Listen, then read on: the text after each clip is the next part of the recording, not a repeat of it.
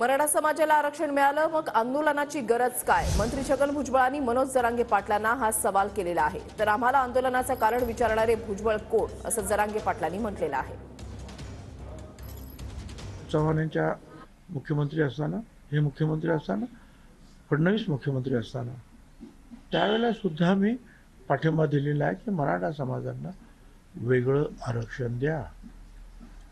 आणि आता सुद्धा जो कायदा पास झाला 2 दिवसापूर्वी, त्यामध्ये सुद्धा तेच आहे की मराठा समाजाला स्वतंत्र आरक्षण देण्यात आलेलं आहे.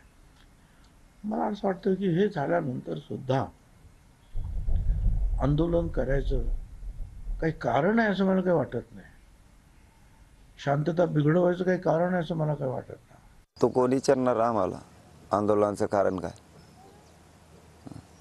तुला विचारलं का मी, तू कशाला मराठ्यात आणि ओबीसीत वाद लावतो? मग तो कोण आम्हाला विचारणार?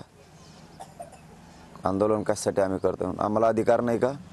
दर दिवस आंदोलन करण्याचा अधिकार आम्हाला नाही असं आहे का?